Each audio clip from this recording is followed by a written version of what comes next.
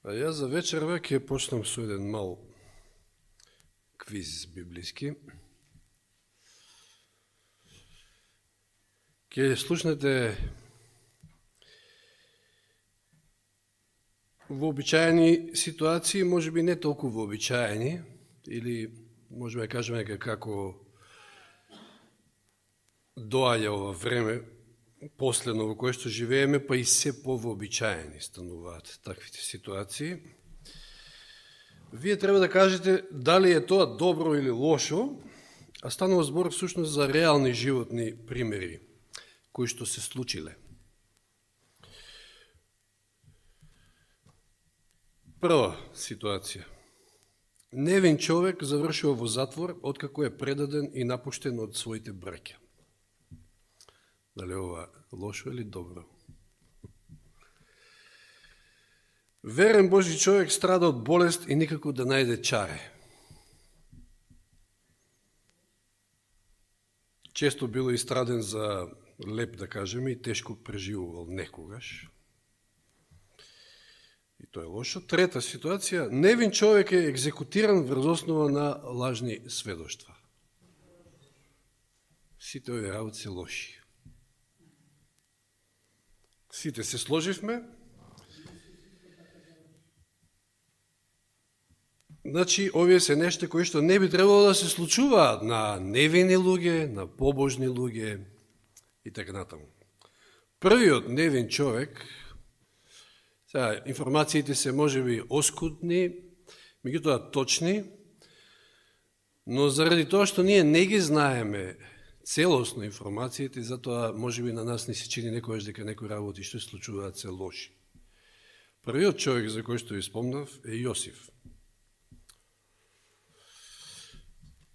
И ако отвориме еве во Битие 45 глава, 4 и 5 стих, ќе читам, знаете дека неговите браќа го, откако сакале да го убијат, па го фрле во јамата, па потоа го продале на крај на Исмаилците, завршил во Египет, но ете, Бог, односно предходно потоа и ќе заврши во затвор, но потоа Господ од затвор ќе го постави за премиер на Египет, за да го спаси целиот народ.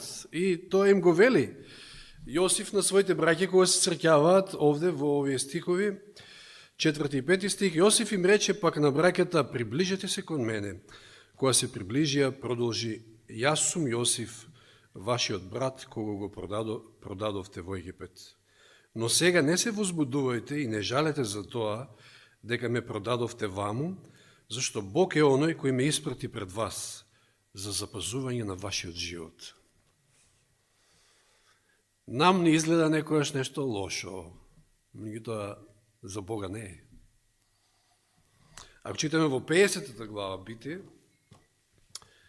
ова е сега после смртта на Јаков, повторно се вознемириле браќата него и сега се викаат: леле, умре татко ни, и сега Јосиф ке ни се одмазди.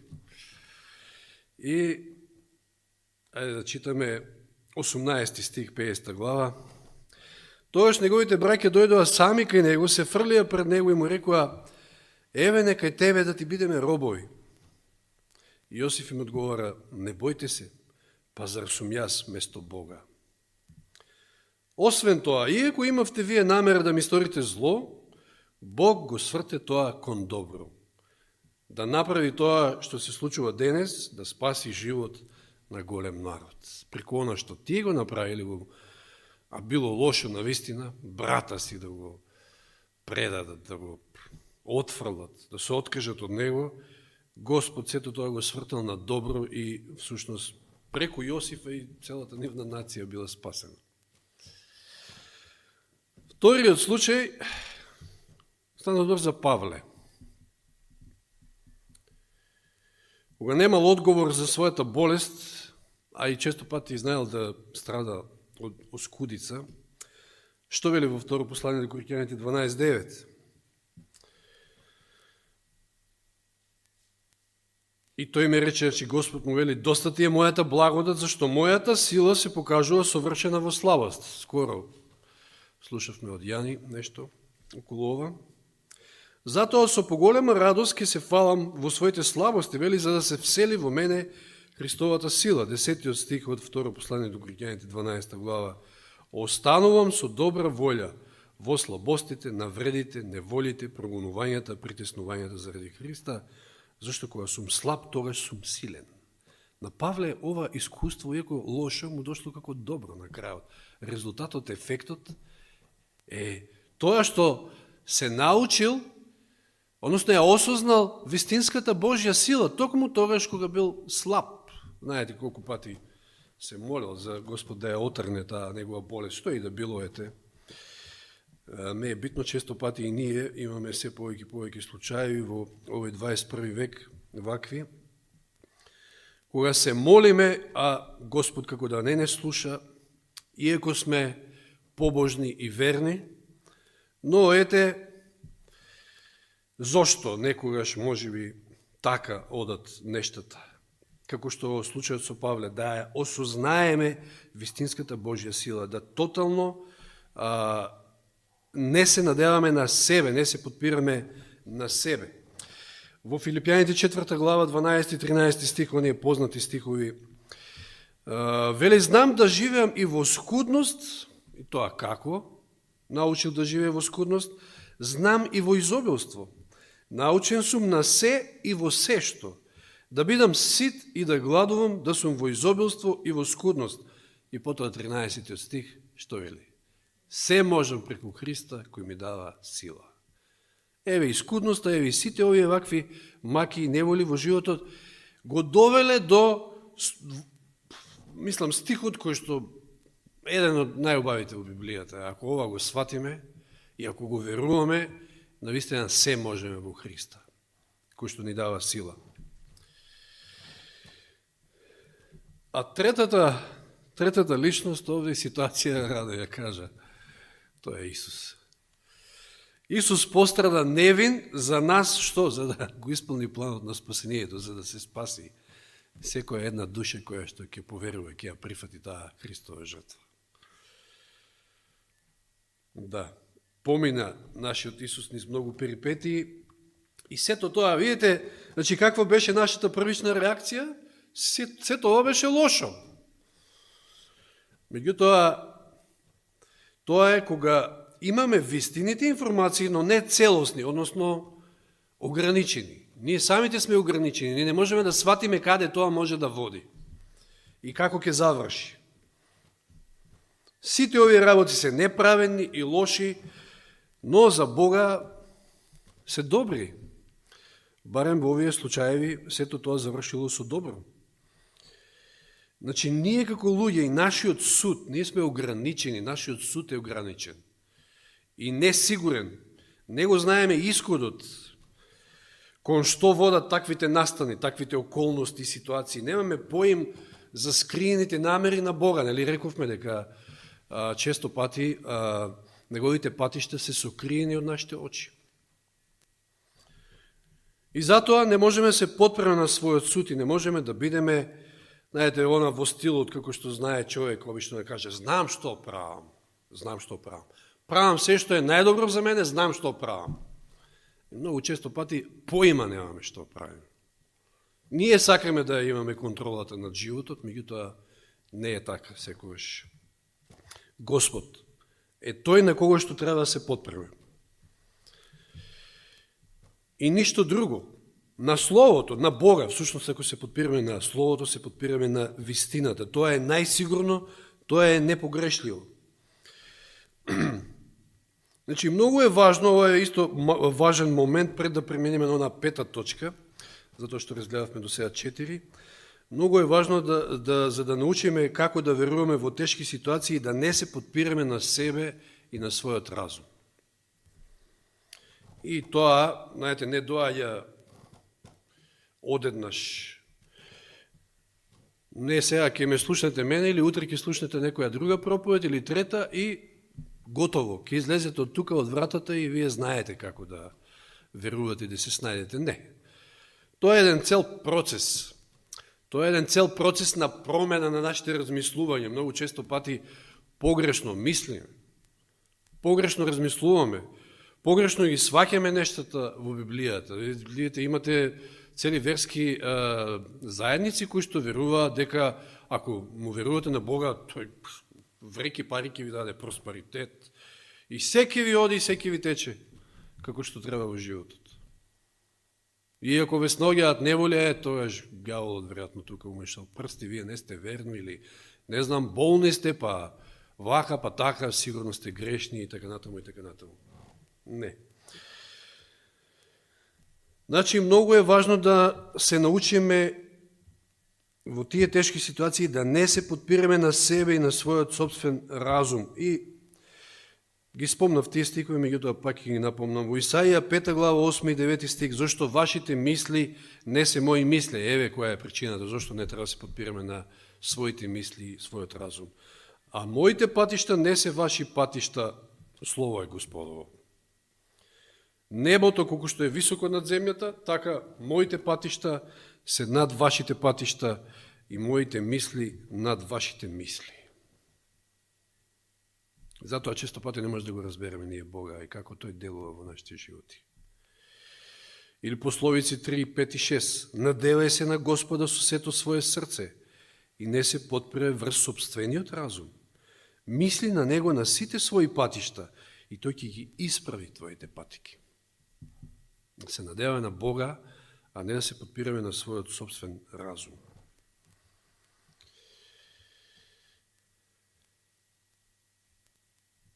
Знаете, ние сите имаме некој начин како размислуваме, сите сме уникати на некој начин. Не знам, може би ако земете еден математички ум, и тој све негде нешто гледа логика во нештата, да му се поклопат некој 2 плюс 2, 4, нели, нормално. Тоа е математиката, екзактна наука. Меѓутоа, кај Бога не е така. И ете, таквиот ум или онаквиот ум или било кој мора да се научи да размислува поинаку. Мора да се научи да не се подпира врз собствениот разум, колку и да нешто може би е логично и се вклопува во нештата, не е секојаш така. И токму тоа всушност значи да му веруваш на Бога.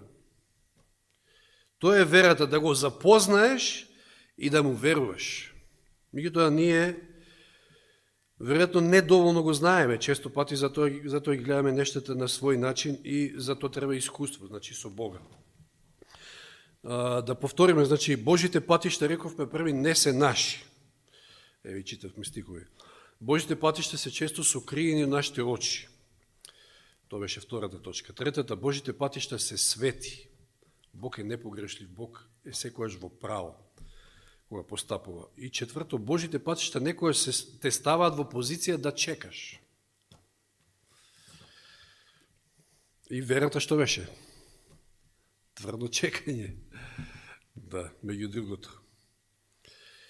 Петата точка, која што ќе разгледаме вечерва, ако има време и шестата, Божите патишта се уште иднина.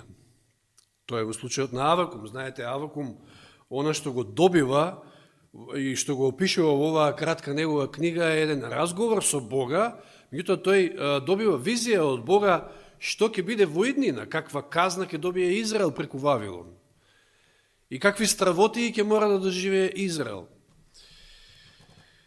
Втора глава, први стих Авакум. Да се подсетиме, тука застанавме некаде, каде Авакум се учел да чека и вели ке застане на својата стража, значи како стража, ке се поставам на кулата, ке внимавам да видам што ќе рече тој и што да одговарам на мојот укор. И овде Авакум многу не чекал, веднаш добил одговор, и еве го одговорот во вториот и третиот стих во втората глава. Тоаш Господ ми одговори и рече: запиши го видението, врежи го врз плочки, да поминувачот да го чита лесно. Да биде видливо, постави го на билборди, речеме денес. Зашто видението е сепак за определено време, брза кон исполнувањето и нема да излаже, сигурно е. Па и ако се забави, може да се забави, но чекај го, зашто навистина тоа ќе дојде и не ќе се забави. Значи, видението е за иднина и треба да се запише, треба да се повторува, треба да го слушаат луѓето, треба да го читаат, треба да се чека на неговото исполнување. Брза, но може и да забави, но како и да е, ти чекај. И сега доаѓа 4 стих, каде Господ ќе му стави до знаење на Авакум, затоа што тој се прашувал, знаете, во првата глава, ако се подсетиме, како бе Господе, нели ти си свет, нели ти си праведен, како ќе дозволиш овие идолопоклоници, овие што се понеправедни од нас да не газат. Но Господ му става до знаење дека на него му е јасно кои се вавилонците и какви се. Ете, на горделивиот, душата не му е праведна. Тој знае дека се горделиви, се зли. И потоа го кажува оно што ќе му го сврте животот наопаку, мислам наопаку, ќе му го исправи кривото сваќање на Мартин Лутер. Оној стих кој што и Павле го повторува во Римјаните 1:17, а праведникот ќе живее преку својата вера. Ке дојдат овие горделивите и злите. И тоа ќе трае некое време. Меѓутоа, праведните мора да живеат од вера, не од гледање. Од вера. Да се надеваат дека Божите патишта се уште во иднина. Ке се исполни тоа што Господ го кажа, меѓутоа, тоа е некојаш во иднина. Значи, Господ совршено знае кои се и какви се вавилонците. Знае дека се горди, но праведните треба да живеат од вера и тврдо да чекаат на идните случувања. Да ве подсетам на еден стих, проучувавме доста од псалмите.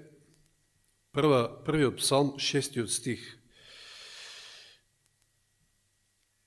Псалм 1:6, зашто Господ го знае патот на праведните, а патот на нечестните ќе пропадне. И тоа е така дефинитивно, кај Господа нема вака онака, не. Се знае кој е патот на праведните, а нечестните, горделивите, злите ќе пропаднат. Точка. Господ е прав, тој не греши. Верните и праведните се во негови раце, а нечестните ќе пропаднат. Значи, како што кажав, ова е дефинитивно, ова не може да биде поинаку. Како да му вели на Авакуме, биди мирен, смири се, Господ знае се. Чекај, Господ е судијата. Тој со причина дозволува казни, но се знае каде ќе завршат нечестните.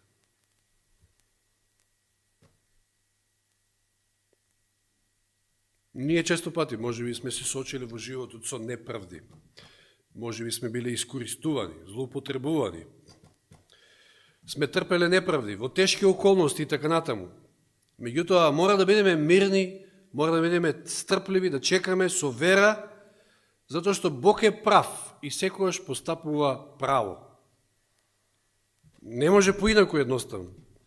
Значи, да оставиме, едноставно кажемо, да му оставиме на Бога да биде Бог, да си ја врши својата работа. А ние, наши е да му веруваме.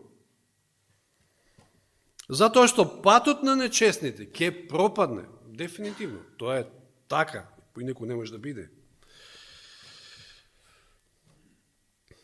Како што кажав, 4 стих, значи, е основа всушност на целата Павлова наука, односно за оправдување со вера, една од најважните теми во Библијата.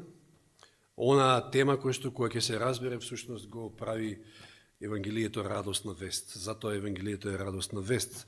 Затоа што се оправдуваме преку Христовите заслуги и не се подпираме на себе, и не треба да се подпираме на себе. Едноставно така треба да го живееме целиот наш живот. Било зашто застанува збор. Треба да се надеваме на Бога, а да не се подпираме на себе. Верата во Бога всушност треба да биде еден наш животен стил или главниот погон, да кажеме, кој што на кој што живееме, на кој што функционираме. Кога го познаваме Бога, кога ги имаме овие работи во вид, тогаш нема да бидеме како некој чамец, да кажеме, среде бурни води, каде што водата го носи де на една страна, де на друга страна, туку напротив ќе биде како еден светилник, кој што цврсто стои и одолева на сите тие бранови, на сите тие бури. И се подпираме на Бога, му веруваме, бидејќи неговите намери се уште иднина. Сега да ќе појдеме низ втората глава на Авакум, само некои стикови, не мора целата да ја читаме, и за да видиме што можеме да најдеме овде, за да научиме како да веруваме кога сме во тешки животни околности. Само се посетиме малку Авакум 1.17, го нагласив тоа претходно, ама вели и заради тоа 1.17, првин читам, и заради тоа ќе ја испразнели мрежата своја и ќе ги убивали постојано народите безмилосно. Значи, еве Господе, ти подигаш народ, една голема нација, голем народ. Меѓутоа, до кога тоа ќе трае? До кога тие ќе ги газат народите безмилосно? Авакум го прашува Бога. И потоа чека одговор. Како што кажав, нели, зарем ке дозволиш ваквите луѓе, идолопоклоници и зли, да не газат нас, тие да бидат наша казна? И Бог му одговара во втората глава и му вели, знам Авакуме какви се, зли се, горделиви се, јас совршено ги знам. И ќе им дозволам толку колку за да се исполни мојата намера. И потоа, стоп!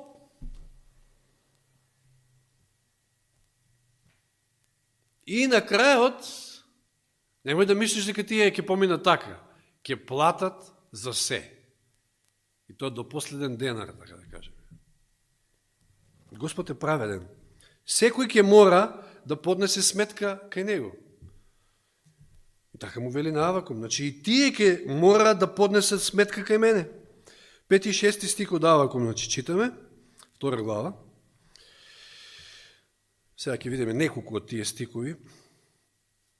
Што вели Бог за вавилонците? Виното на вистина го измамува и горделивиот и не може да се одмори. Оној кој го отвара грлото како подземје, кој е ненаситен како смртта, кој ги собира за себе сите народи, кој ги избира за себе сите племења.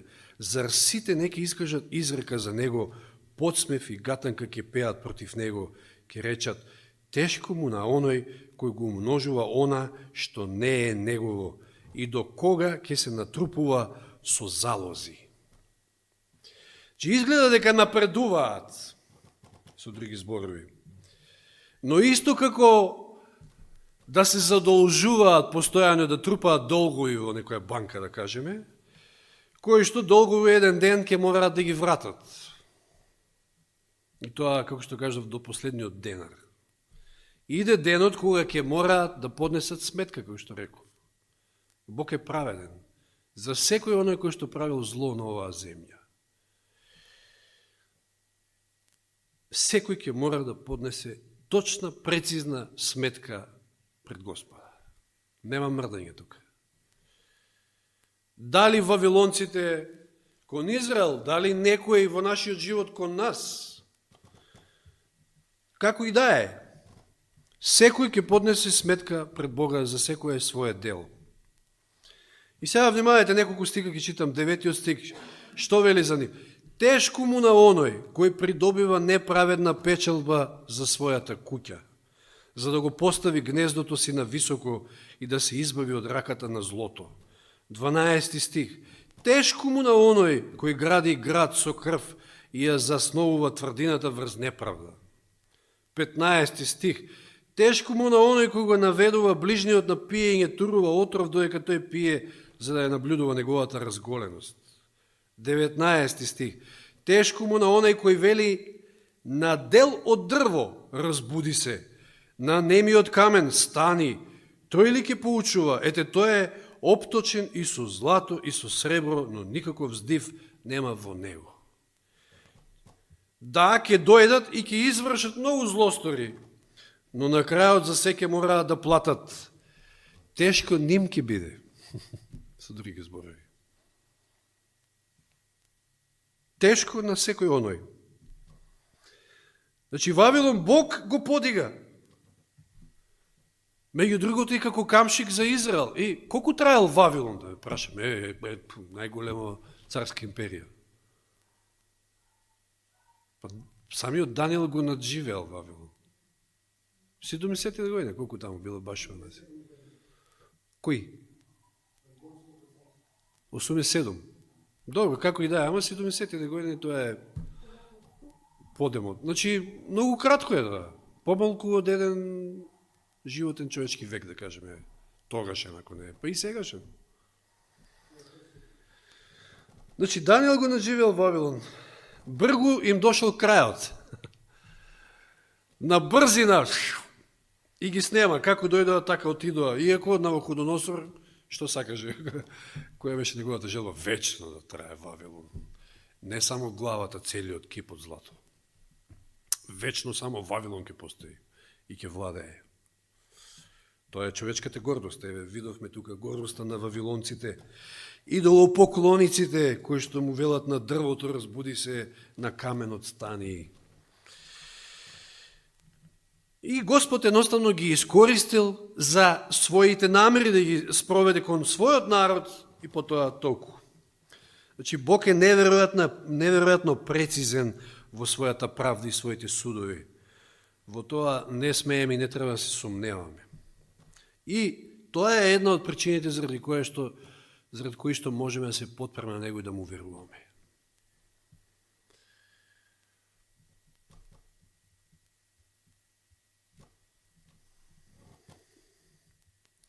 Видите како е завршила оваа глава, всушност обраќањето Бог кон Авакум. Со еден прекрасен стих, 20 стих од 2 глава. Откако нели вели тешко, тешко, тешко, многу силен стих, кој што треба често пати да си го спомнуваме во животот, посебно кога сме во некои тешки околности ситуации. Што вели 2.20 Авакум? Но Господ е во својот свет храм. Каде е Господ? Каде е неговиот престол? Во храмот, во светињата на светињите. Таму на својот престол. Каде што нели е ковчегот на заветот и каде што се 10 заповеди според кои ќе му биде судено на секој моралниот закон. Но Господ е во својот свет храм. Меѓу другото, тоа е неговиот команден центар. Тоа е командниот центар, каде што тој командува целата вселена, ја држи всушност. Сета земја нека замолчи пред него. Господ владее, драги браќи и сестри. Ние забораваме дека Господ владее, Господ контрола има. Тој контролира се и командува од својот команден центар, од престолот на Севишниот, кој што е во светињата на светињите, како што кажеме. И често пати многу гунџаме, многу се жалиме некојаш. И во ред, со право, слаби сме, некојаш навистина поминуваме низ тешки ситуации во животот. Некојаш многу се правиме паметни, ние знаеме. Меѓутоа, во суштина немаме вера и не му веруваме на Бога, не се подпираме на Него. Знаете ли што е најпаметното нешто што можеме да го направиме во тие мигови, така кога многу се жалиме? И со двете раце вака да си ја затнеме устото и да молче.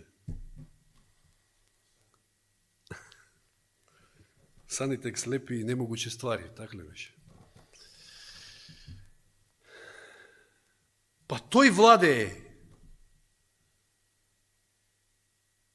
Мора да со вера да погледнеме над околностите, над тие потешкоти, да погледнеме над и да гледаме со погледот таму во светињата на светињите, каде што Бог е на својот престол, во неговиот храм и владее.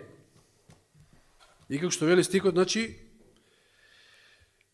сета земја нека замолчи пред него. И навистина, ние често пати, буквално така, треба да си ја затвориме устата и да не зборуваме повеќе. Многу се правиме паметни, кој што кажав.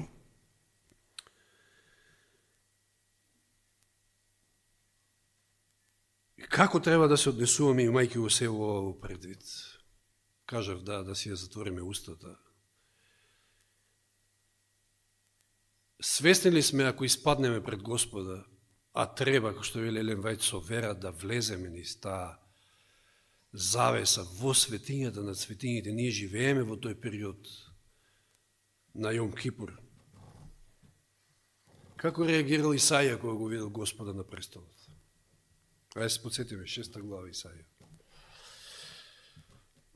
Од 1 стих.